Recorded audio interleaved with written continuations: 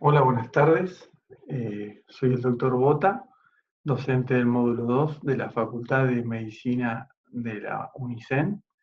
Hoy nos toca hablar de la anatomía de la columna vertebral.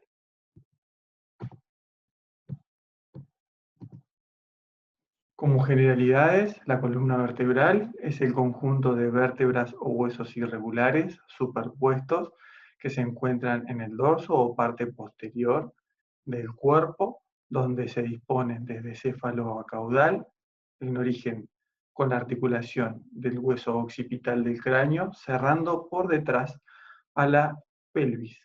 Es un conjunto de vértebras, como dijimos, que pueden ser el número de 33 o 34. Acá, como se ven en diferentes colores, vamos a tener de cefálico a caudal 7 vértebras cervicales, 12 vértebras torácicas o dorsales, 5 vértebras lumbares, 5 vértebras fusionadas sacras y 4 o 5 vértebras también fusionadas coxígeas. En relación a la evolución del hombre, la teoría de Darwin, nuestros antepasados tenían una forma de deambular totalmente diferente al hombre actual en relación al mal desarrollo de su columna vertebral o musculatura paravertebral. En relación al pasar de los años y el correcto desarrollo fue que el hombre nos permite en la actualidad estar parado de forma bípeda en relación a nuestros antecesores, los monos. Como curvaturas fisiológicas o curvaturas normales, podemos ver 4 curvaturas diferentes en relación a nuestra columna vertebral. En el neonato o recién nacido vamos a encontrar una sola curvatura de concavidad anterior. Ya en el adulto vamos a encontrar, como veremos más adelante, 4 curvaturas. 2 que se repiten, una a nivel cervical y otra a nivel lumbar, y 2 también que se repiten a nivel torácico dorsal o a nivel sacro. Las curvaturas lumbares de concavidad posterior y sacra se llaman lordosis. Las curvaturas dorsales y sacras de concavidad anterior se llaman cifosis. Como generalidad de la columna, acá vemos a la izquierda un frente de toda la columna vertebral y a la derecha, en el frente, perdón, esto es anterior, y a la derecha vemos un frente en relación a la cara posterior de la columna. Para repetir e ir fijando conceptos, todo lo que tenga concavidad posterior se llama lordosis, está acá en la región cervical o cefálica, y también está la lordosis lumbar en la zona lumbar. Lo que tenga como curvatura fisiológica concavidad anterior se llama cifosis. Está la cifosis torácica y la cifosis sacra. Esta columna vertebral en promedio es alrededor de 73 o 75 centímetros, puede medir en el hombre, y alrededor de 60 a 65 centímetros en la mujer. Eso tiene que ver con la contextura y el tipo de longilíneo que sea el ser humano. Dicha altura, de promedio alrededor entre 60 y 70 centímetros, va a ir disminuyendo con el pasar de los años, llegando a la vejez, porque los discos intervertebrales van a ir perdiendo agua, van a ir deshidratándose y van a empezar a haber ciertos pinzamientos o colapsos en dichos cuerpos vertebrales. Las alteraciones de estas curvas fisiológicas pueden verse afectadas por un aumento en la concavidad lumbosacra, conociéndose como hiperlordosis, donde el sacro se mantiene más paralelo al eje del suelo. Cuando por lo contrario, más que se pierden esas curvaturas fisiológicas y se rectifica la columna, eso se conoce con el nombre de rectificación lumbar. También en el perfil, y se puede ver en pacientes añosas, normalmente por enfermedad hereditaria o por artrosis, que hay un aumento en la cifosis con una gran concavidad anterior de la columna torácica o lumbar. Esa alteración de las curvaturas o curvas fisiológicas normales vistas en el frente se conoce cuando uno ve y examina un paciente y ve esa forma de S itálica que recorre toda su columna vertebral. Acá se la ve bien en este esquema. Eso se conoce como alteración patológica o escoliosis de la columna vertebral. Como características generales vamos a tener que esas vértebras o huesos propios que conforman la columna vertebral van a haber características comunes a todas las vértebras, vamos a encontrar características particulares que van a tener que ver con propias a las vértebras de cada región o características individuales, o sea que dentro de cada región también va a haber vértebras que se van a distinguir del resto de esa región. Hablamos como región cervical, torácica, lumbar o sacra. Es muy importante que aprendamos y sepamos distinguir los distintos elementos que conforman o reparos que conforman a una vértebra tipo. Acá en color podemos observar los distintos elementos que van a conformar a una vértebra tipo, como se ve acá en el dibujo y en la foto de una vértebra, que puede ser cualquiera. ¿Qué vamos a encontrar? Acá, esto es anterior, va a tener un cuerpo, ¿sí? Esto es lateral, derecho-izquierdo, y esto es posterior. Entre el cuerpo y los procesos posteriores vamos a encontrar dos recesos laterales o apófisis transversas. Lo más posterior se va a conocer como apófisis espinosa. Además vamos a encontrar, tanto a nivel superior como a nivel inferior, carillas articulares, dos carillas articulares superiores y dos carillas articulares inferiores. Hay procesos que van a unir el cuerpo con las apófisis transversas. Esto se lo conoce como pedículos. Y también hay procesos óseos que van a unir las apófisis transversas con la apófisis espinosa.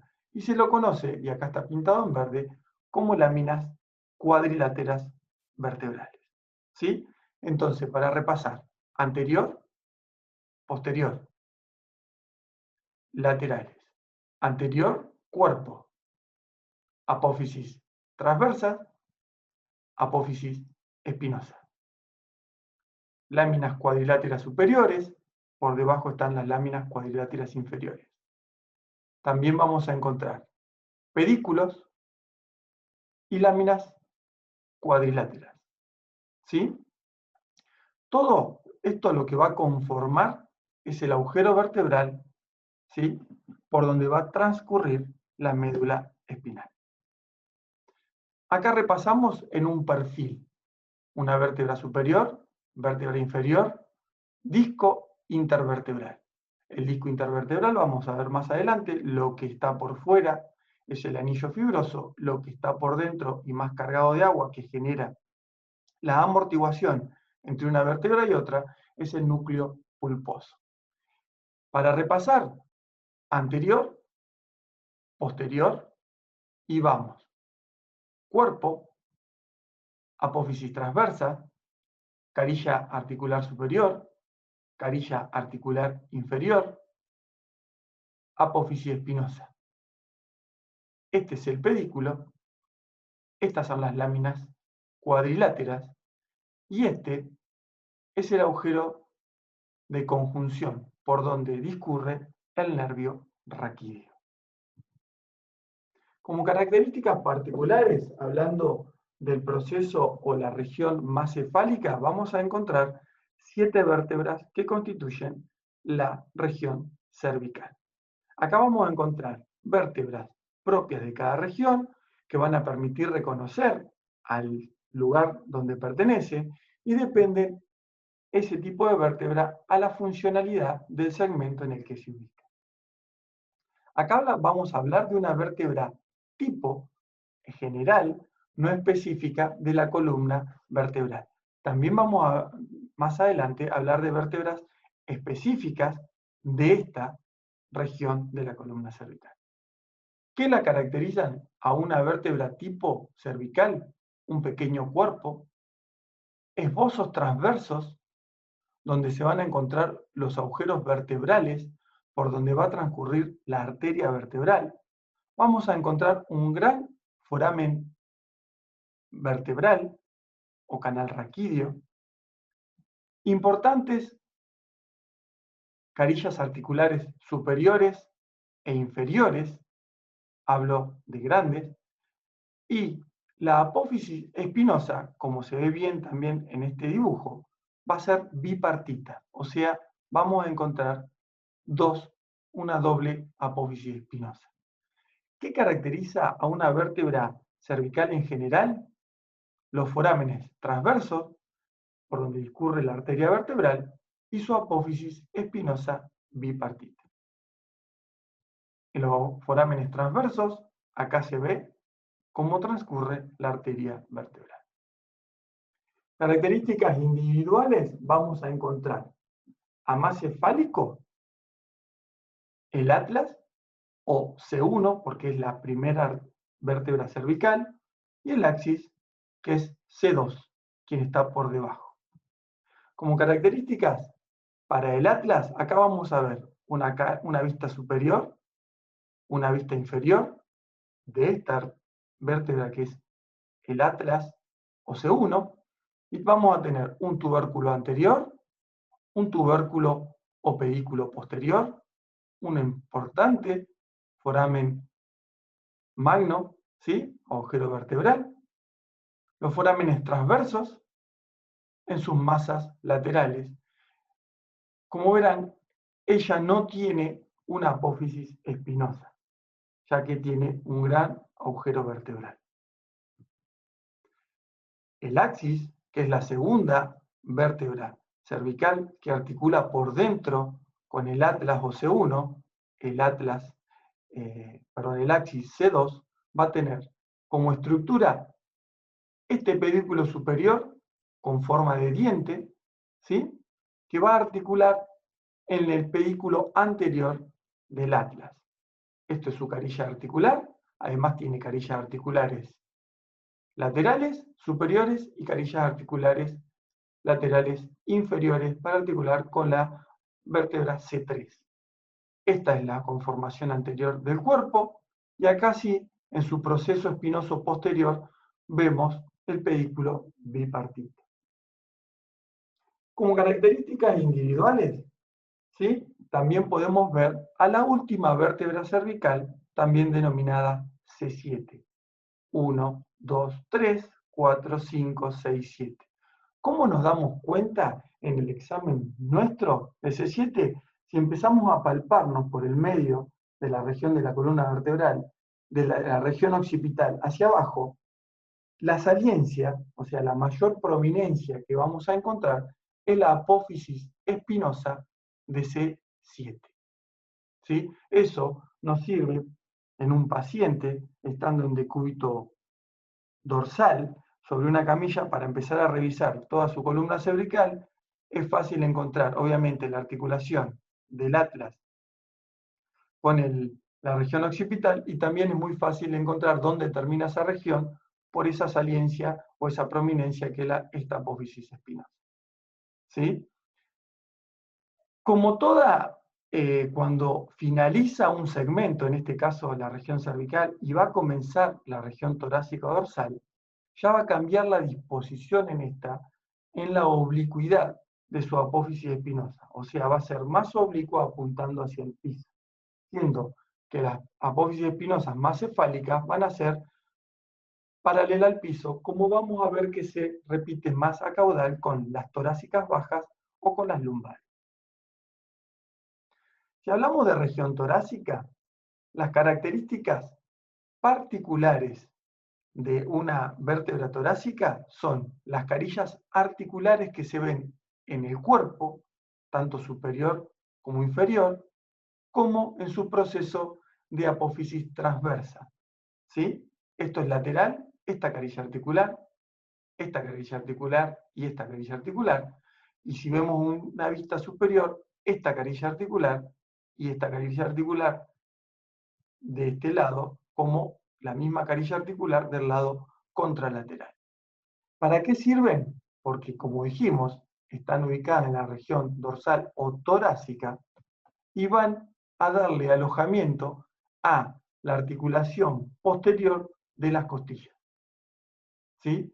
Eso es lo que va a generar como particular. Cuando encontremos vértebras con este tipo de carillas articulares, tanto en la región posterior, superior e inferior del cuerpo y en la región lateral de la apófisis transversa, estamos hablando de una vértebra torácica. Después, lo mismo de siempre, si nos sirve repasar, anterior, posterior, cuerpo, pedículo, carilla articular superior, carilla articular inferior, láminas cuadriláteras, apófisis transversa y apófisis espinosa.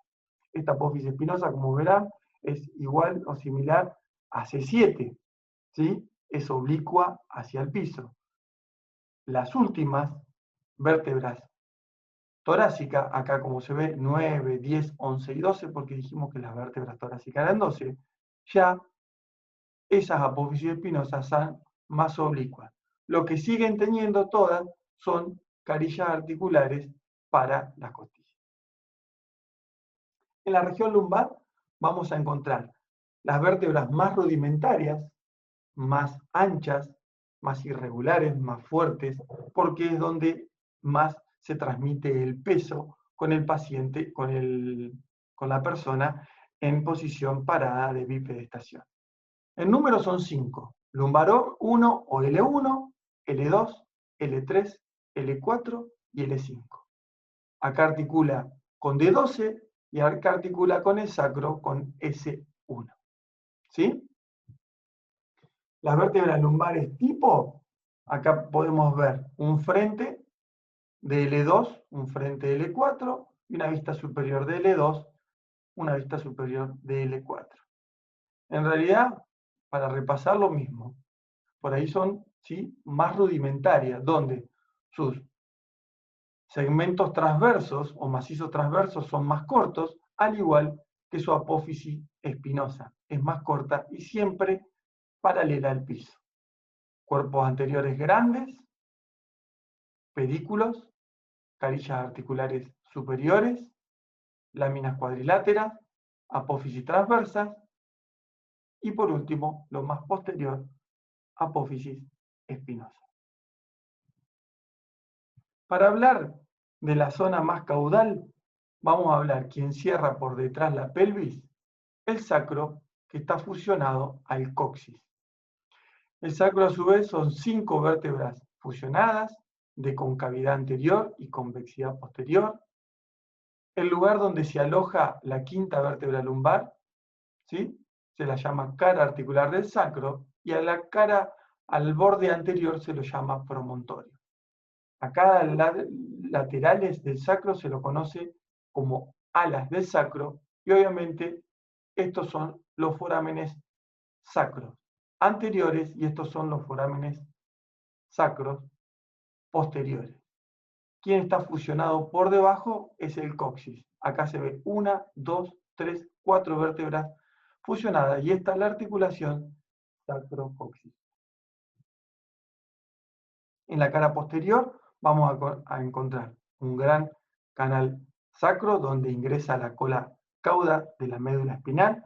Recordemos que la médula espinal llega con forma de lápiz y cerrada, por así llamarlo, hasta L1, L2. Luego esta médula se abre, liberando los filetes nerviosos, conformando la cola de caballo o cola cauda, que es quien ingresa de la región lumbar a la región sacra, saliendo los diferentes filetes nerviosos por estos agujeros.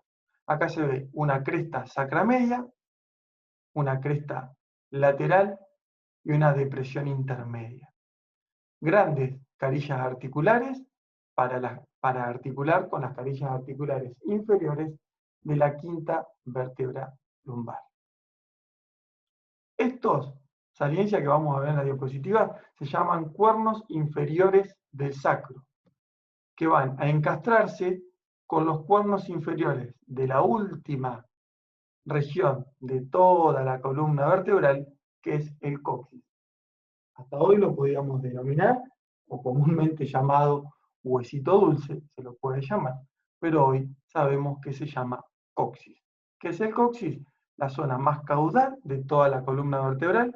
Son vértebras muy rudimentarias, fusionadas entre sí, que a través de los cuernos superiores encastran y articulan con el sacro la parte más caudal. Entonces tenemos sacro, coxis y por los alerones del sacro articulando con una hemipelvis, en este caso es una hemipelvis derecha. Vamos a ver articulaciones comunes a la mayoría de las vértebras o articulaciones propias de las diferentes vértebras de la columna vertebral.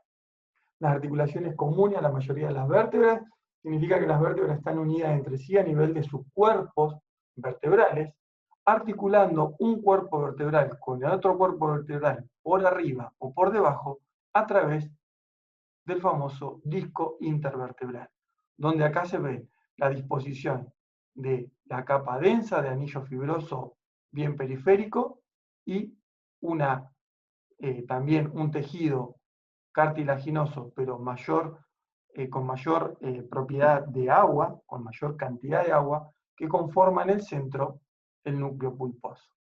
Para hacer un comentario y un detalle en esto, muchas veces fuerzas de una vértebra superior sobre la inferior, fuerzas desmedidas o alguna alteración, hace que se rompa este anillo fibroso y el núcleo pulposo migre hacia comúnmente la región posterior, y eso se lo conoce como hernia de disco.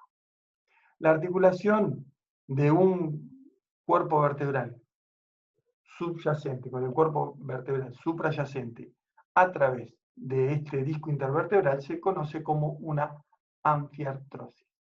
¿Cuál es la articulación que se van a ver o van a participar en el movimiento de flexión, extensión y laterabilidad de la columna vertebral? También vamos a encontrar articulaciones entre las carillas articulares superiores e inferiores de cada segmento de la columna vertebral. ¿Sí? En el segmento superior, esto es cervical, esto es torácico y esto es lumbar, van a ser articulaciones totalmente planas. ¿Sí? Esos van a ser articulaciones de tipo artroidea, como toda articulación plana.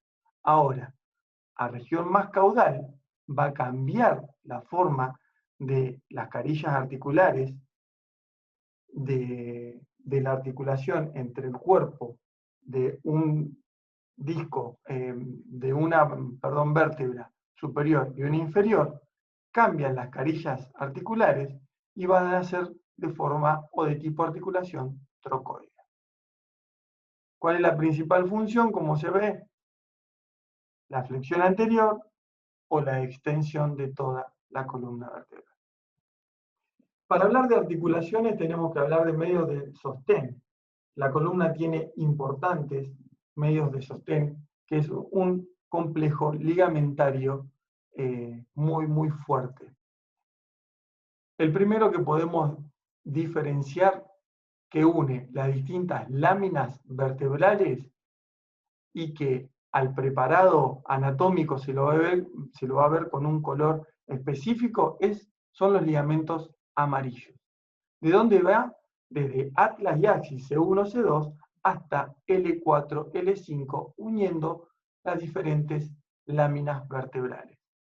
En este corte frontal por ahí no se aprecia bien, más adelante en un dibujo lo vamos a poder apreciar bien. Se va a extender entonces en la cara anterior de la lámina que está por encima a la lámina que está, cara superior de la lámina que está por debajo. ¿Sí? Y se va a unir un ligamento hemilateral con el ligamento hemilateral del otro lado. También tenemos en las articulaciones comunes como ligamentos de sostén importante, los ligamentos supraespinoso y los ligamentos o el ligamento interespinoso. El ligamento interespinoso, ¿sí? Es une los distintos procesos o apófisis espinosas de toda la columna vertebral, ¿sí? Recorriendo los vértices. ¿Qué son los vértices? Cuando nosotros nos podemos palpar la columna vertebral en zona media, cada saliencia ósea que encontramos es ese vértice de la apófisis espinosa. Entonces acá podemos ver, por acá va el ligamento amarillo, acá está el ligamento interespinoso, y entre proceso espinoso y proceso espinoso están los ligamentos que se mezclan supraespinosos. ¿Sí? Lo que nos faltó nombrar son los ligamentos longitudinal anterior, que va a recorrer todo el cuerpo, perdón.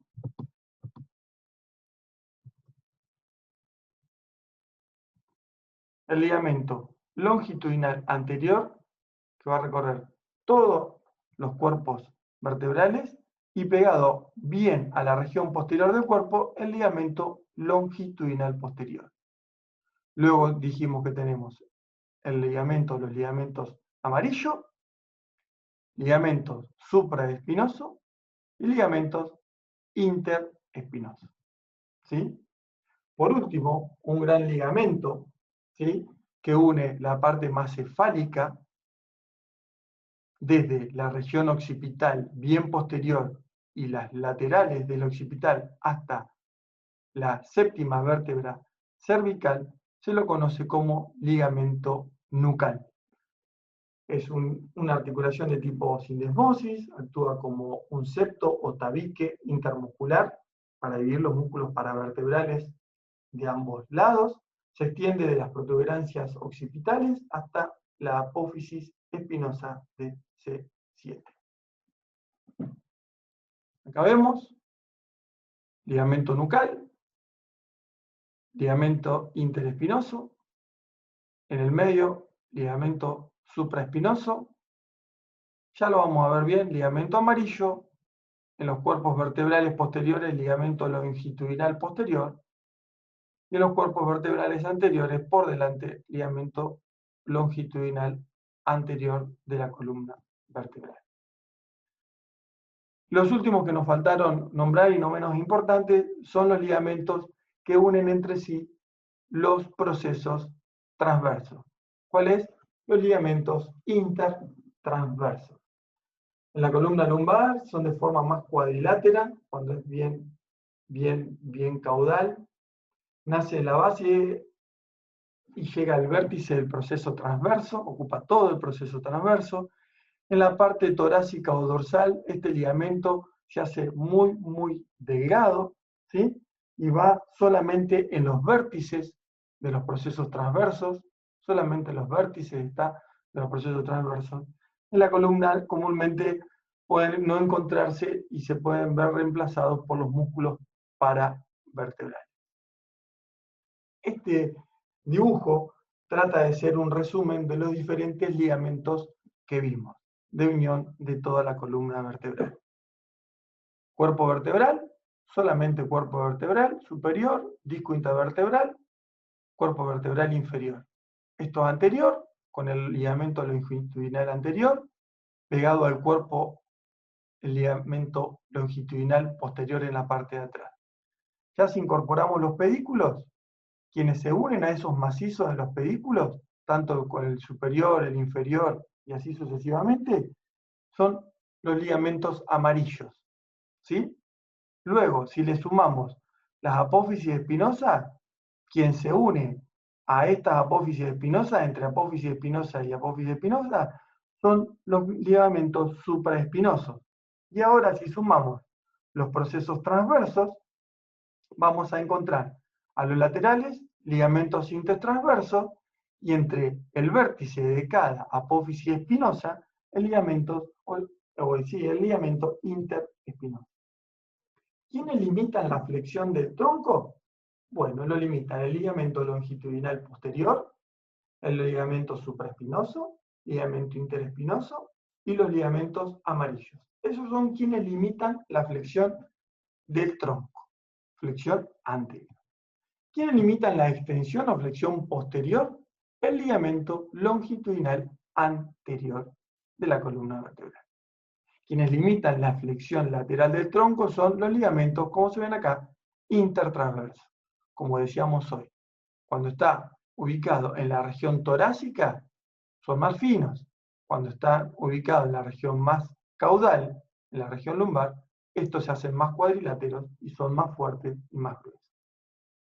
Articulaciones propiamente dichas.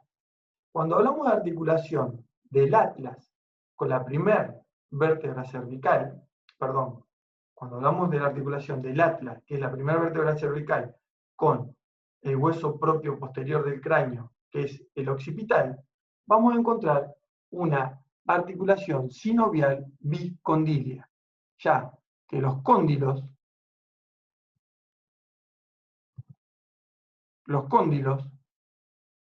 del occipital van a articular con las carillas articulares superiores del atlas. Esta articulación bicondilia va a permitir la flexión, la extensión y la inclinación lateral de la región cervical. Para hablar de la articulación atlantoaxial, la podemos dividir entre atlas y axis, o C1 y C2, en una articulación medial y articulaciones laterales. ¿Cómo está conformada o unida esa articulación atlantoaxial medial? Bueno, va a tener ligamentos de esa apófisis del axis de tipo diente, ¿sí? De la apófisis va a tener dos ligamentos alares y un ligamento medial o del vértice del diente propio del axis. También, en la forma más posterior, vamos a encontrar el ligamento transverso del atlas, un importante ligamento muy fuerte que ahora lo vamos a ver desde una vista superior, el ligamento longitudinal superior y el ligamento longitudinal inferior. Si vemos este dibujo, conforma como una cruz, y eso se lo conoce en conjunto como ligamento cruciforme. ¿Qué tipo de articulación es la articulación atlantoaxial medial? Es una tipo trocoide y sirve de pivot, colaborando en la flexo y extensión del cráneo. Acá vemos la articulación atlantoaxial media, anterior, posterior, lo que se ve más por fuera saliente S2, lo que se ve más en el medio, encastrado, es C1 o atlas. ¿Sí? Tubérculo anterior del atlas, carillas articulares superiores del atlas para el occipital, tubérculo posterior del atlas, por debajo lo que se ve es la apófisis espinosa, que como decíamos hoy al principio, bipartita del axis, y esta es la articulación trocoide, atloido, axial, media. Como decíamos también, en la articulación entre C1 y C2 vamos a encontrar articulaciones laterales, con las carillas articulares laterales entre C1 y C2. ¿Sí? Estas articulaciones entre C1 y C2 son planas, o sea que son articulaciones de tipo artroide. Hasta acá hemos llegado con la clase de columna vertebral. Desde ya, muchas gracias.